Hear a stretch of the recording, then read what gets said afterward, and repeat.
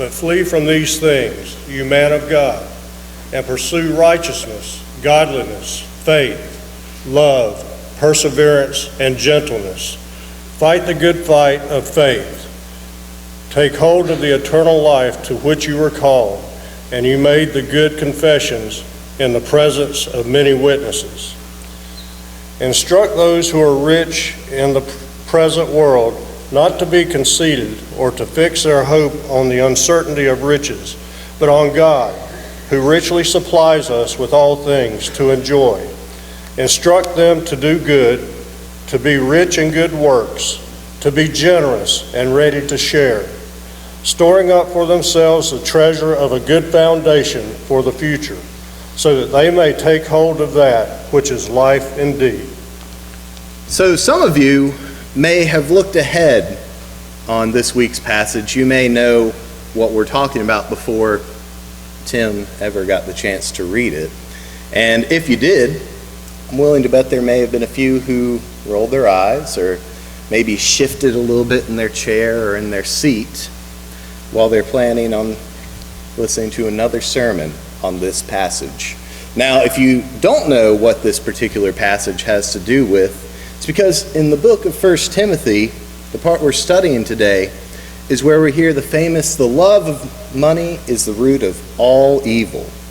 And instead, we ought to spend our time not chasing down bits of coin or material things, but rather store up our treasures in heaven.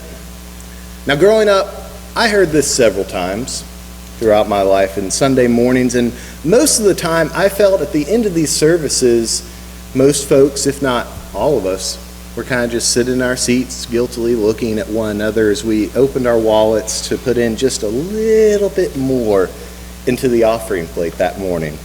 Because the love of money is the root of all evil, so I better get rid of this now before it catches me.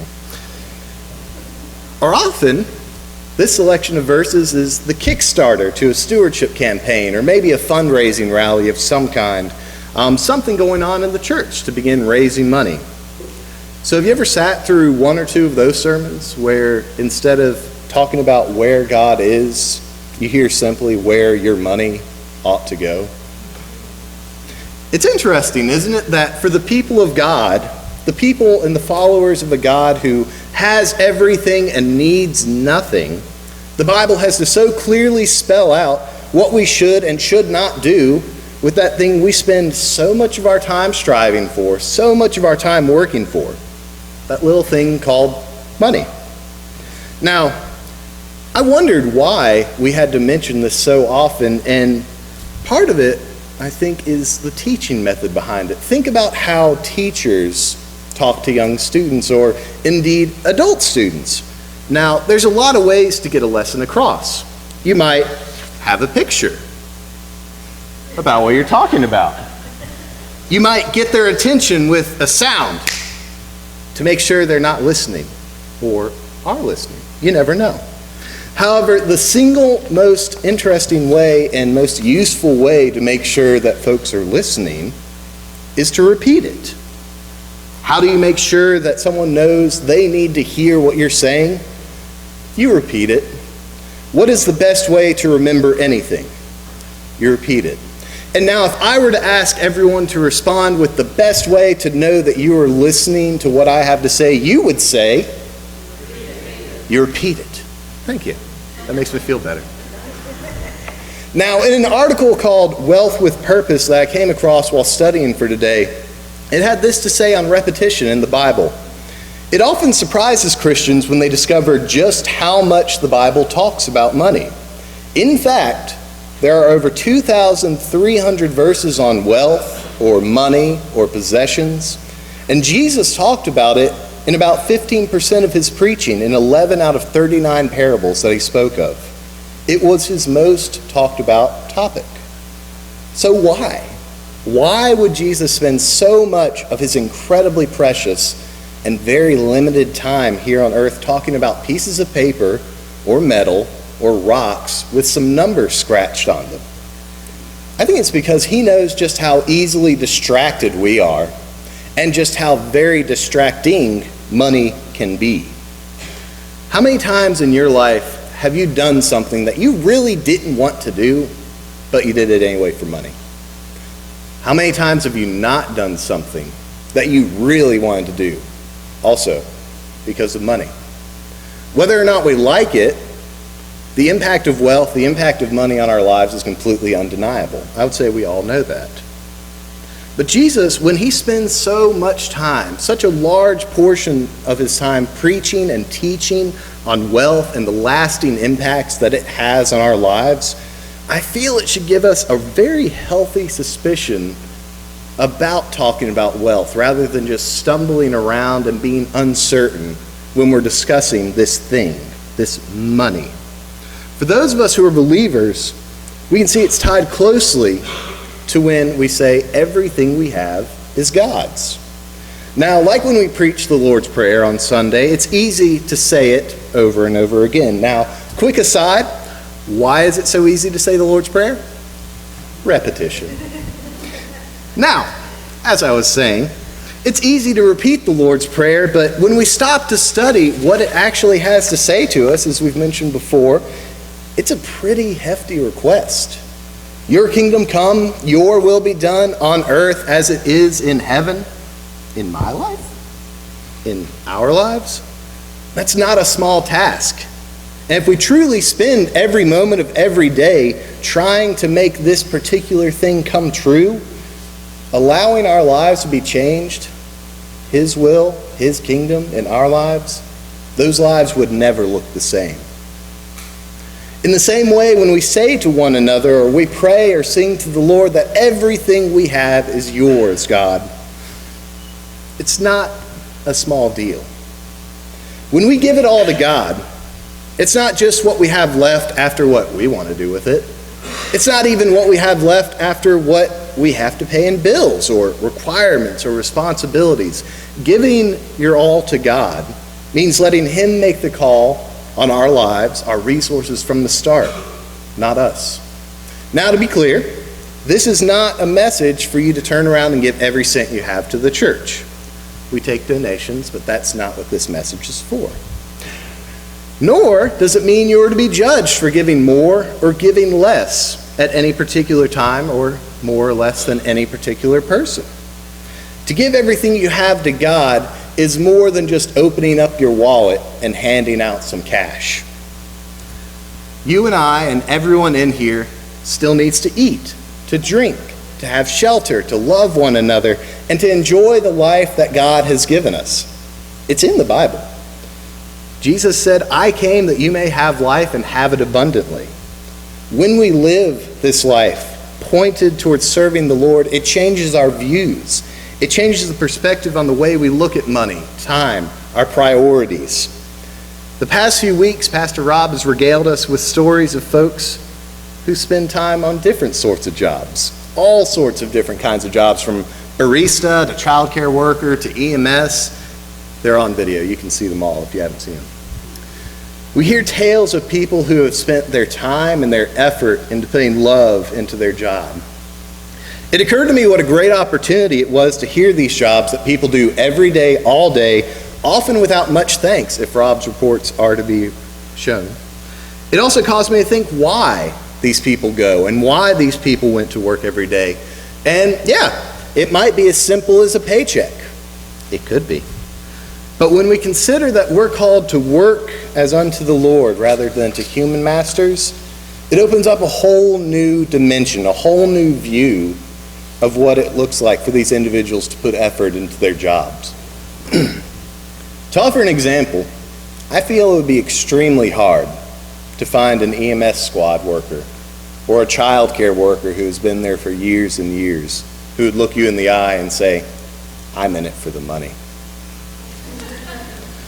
Now, not only does this give us a view of the same thing that we've been preaching for several hundred years, that Protestants have claimed that every member is a minister, but it also gives us a chance to know how and why people have given their lives to God so that they can pursue life that is truly life. Now, to an unbeliever, you might wonder, what's the point of working for an unbeliever? Now, it might be just to survive. It might be to thrive in whatever way that might look to them. To work means to exchange your time, to exchange your talents for compensation. Now, whether that looks like money or goodwill or simply a job well done, such as putting a window back in a home that had been destroyed in a hurricane. There's lots of different ways to be compensated for your work. But something that most of us are probably very familiar with is the idea of working just to make a quick buck. I've certainly done it. Did anyone have a paper route? Or maybe sell lemonade? Or if you're like me and my sister, sell milk and cookies, not realizing how hard it is to sell milk when there's no refrigerator? These things, for us, when we were children, when we were younger, the idea was just to make money so that we could supplement if we had an allowance, or let us go and get a toy or some fun thing that we had wanted growing up but didn't have the means for before. But as we grow older, or rather as we grow older, we still find ourselves doing similar things. We take on jobs or little responsibilities or pieces of work, whatever it may look like, that we don't particularly enjoy doing. There are jobs out there that are not that fun. Surprising, I know. Fast food worker comes to mind. Nothing to anyone who does work in fast food. I respect you incredibly for doing that. Now, making a quick buck is something we're certainly familiar with, and we'll sometimes still do it, even when we're older. But there is a difference for the reason you're doing it. There's a difference between working to make money for a goal, say for a trip, for a toy, for paying the bills. Certainly that's something we can all relate to. There's a difference between working for this goal and simply making money the goal. It's not the money that's evil, it's the root, the love of money. That is the root of evil. That is why we study these sort of passages. That's why we're studying this today. In 1 Timothy, you heard from Mr. Horn. But you, O man and woman of God, flee from all this. Pursue righteousness, godliness, faith, love, endurance, and gentleness. Fight the good fight of the faith. Take hold of the eternal life to which you were called when you made your good confession in the presence of many witnesses. So this, then, is what ought to be our true purpose when we're going out and going to work. When we seek to serve the Lord in our lives, in our jobs, in our interactions with one another, rather than just going to fill our bank accounts, we are to pursue these virtues: gentleness, kindness, the fruits of the Spirit that are not the fruits of the Spirit, as I like to call them. What is interesting is that even those who don't profess to follow the gospel, who don't know who Jesus is or care who he is, they still understand the inherent danger of owning too much stuff. When it comes to their lives, there's a woman named Maria Kondo, and some of y'all may have heard that name. She's the author of a book called The Life-Changing Magic of Tidying Up. Boy, that's a mouthful. And it has sold over 8 million copies, and now there's even a Netflix series on the woman. She has sold 8 million copies of this book, The Life-Changing Magic of Tidying Up, cleaning. And it's completely centered around helping people declutter and get rid of things rather than acquiring new ones. A complete 180 turn from our average consumer society. So known as the KonMari method, the focus of her teaching is helping people rid themselves of anything that doesn't spark joy when you hold it or consider tossing it.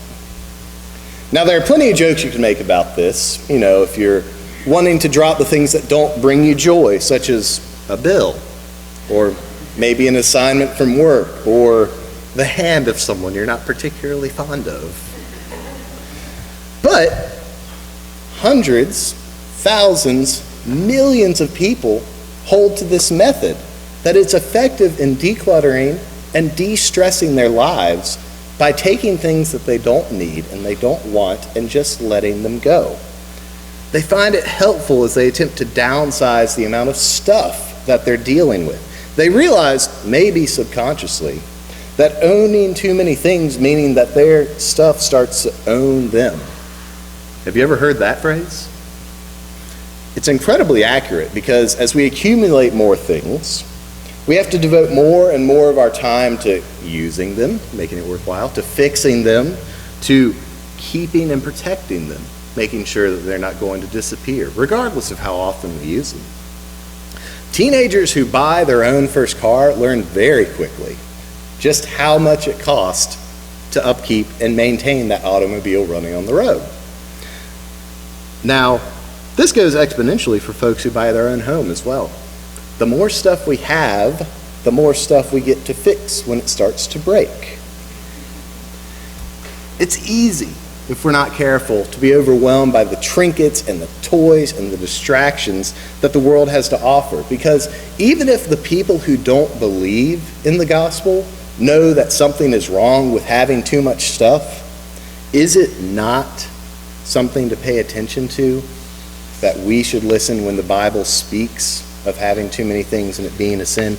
If people who don't know Jesus know that it's a trap, should we not have our eyes open as well?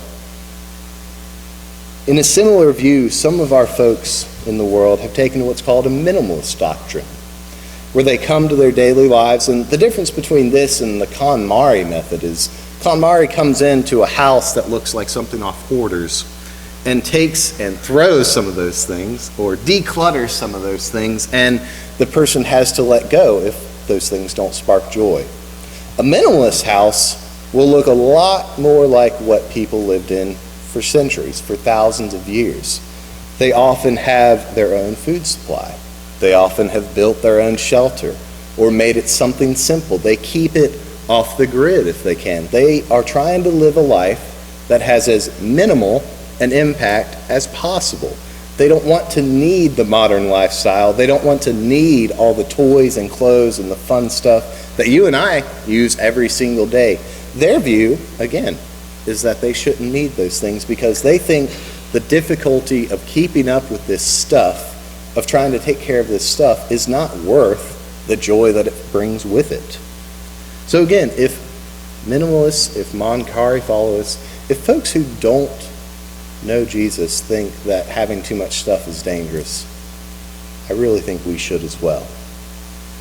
Now, it's hard sometimes not to judge each other when we're talking about wealth, when we're talking about riches, or at least the ones that we show to one another. One example that I remember comes from years ago when I was in youth group. This is a previous youth pastor, not Rob. And she mentioned to me, because I had just gotten, not a new car, but a newer car, because a deer decided to be adventurous and take on my car. It lost, but my car lost as well, so I had to change it out. She said not to look down on people who had older or less nice cars than I had. And she said this to me because she realized when she was older, when she moved on in life and had a newer, nicer car herself, she started unconsciously looking down on folks whose cars weren't quite as clean or sparkly or new as her own. And she did that without even thinking. She just made that assumption. And that really stuck with me. Not because I'm staring at cars, not because I'm seeing what the vehicles look like, but because how easy it is to make an assumption about someone based on what you see or what you hear on first seeing them. And oftentimes when we're driving around, the car is about the only thing we'll see about a person, or even if they're getting out at the same place we are, we've already made assumptions. I remembered this story because it stuck with me for all these years, because I've made that terrible assumption so many times myself.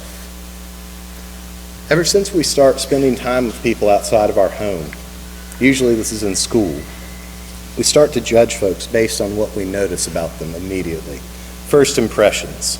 When we see something or we hear something that we like about a person, we start to associate that with every single aspect of them. You like the way they talk? Well, they're probably good at math and they're probably a nice person too. Oh, they've got a really nice car. Oh, they're probably a pretty good girl or guy or somebody that you want to be around. We tend to over-exaggerate the good trait that we've noticed onto other parts of their personality, and there's actually a word for it, or there's actually a name for it. Psychologists call it the halo effect.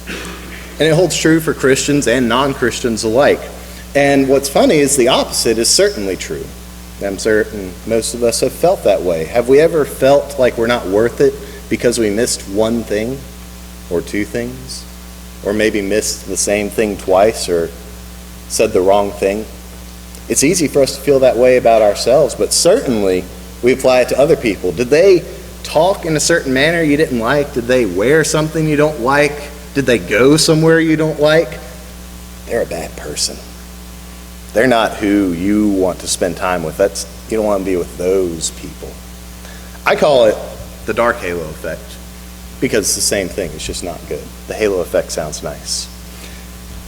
But regardless, whether it's true or not, we make these assumptions. We think we know about this person based on one or two things that we paid attention to. And how like that is that for a perfect example of how we view the world versus how God views the world. It's extremely detrimental to our walk with Christ if we're going to judge people based on what we see and what we hear on the first time. Because Jesus told us to love everyone. He told us to walk with everyone just like he did. He didn't spend his time with the healthy. It's the sick who need a doctor. It's the folks who you may not go to the first time. It's the folks who may not immediately spark joy the first time you see them, because that's not what we're called to do. We're called to love one another regardless. Now, why does this matter? It's because when we're talking about riches, when we're talking about chasing riches, when we're talking about chasing what the world has to offer, this means that you're going to be around like-minded people if you're chasing riches. You're often in a group of folks who want to get ahead, who want to do their best, who want to be on top of whatever group they may be part of in that time. But that's not what we're supposed to do. But you, O men and women of God, you are to flee from all this, these riches, to instead pursue righteousness, godliness, faith, love, endurance, gentleness. Follow me, Jesus said. Can all the money in the world help you grow even 1 inch taller or shorter? Or can it give you your health back when you get sick?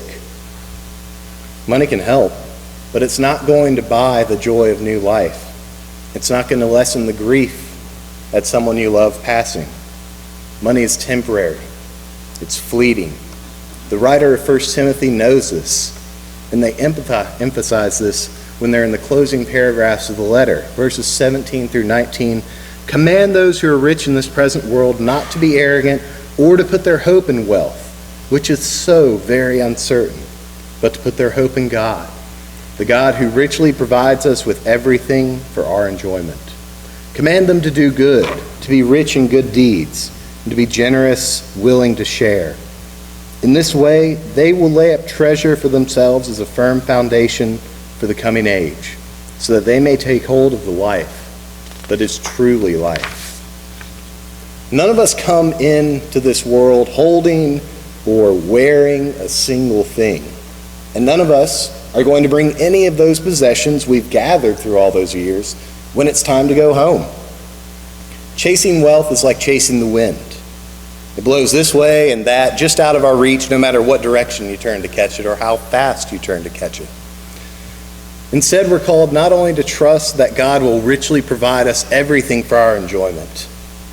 Just as Rob said about the flowers, we're not to worry about anything, but instead to love one another and to trust that our Father will provide. We're instead called to be rich in good deeds so that we can lay a foundation for the coming age, to take hold of the life that is true life. How perfect an example, then, for explaining the comparison of how the world sees versus how our Heavenly Father sees. If all we see, if all we care about is the outward appearance and the displays of wealth that a person might show, we still can't know their heart until we actually take the time to know them.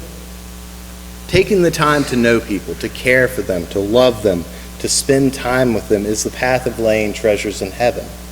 This is what we're instructed to do. We don't chase money or chase stuff in this world because we know it's temporary. It can all disappear in an instant. It only takes a single moment. While these things can be fun, is building a relationship based on Christ that we are called to do. Something that's of far greater worth, something far more lasting impact, both on our lives as well as the ones we encounter. To take hold of that life, the life that is truly life, is one of the foundations in faith that Jesus taught us. It's only after we get a grip on this life that we can really start to live. Amen.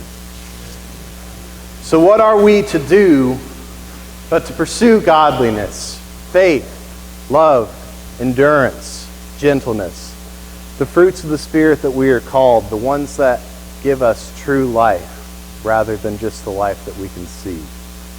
I pray that this week we would go out, that we would find a way to pursue these things rather than just pursuing the chance to finish our job, to finish the paper, to finish the bill, whatever it may be. May you find God in what you do and in the people that you meet, and may you introduce them to the God that you know. Amen.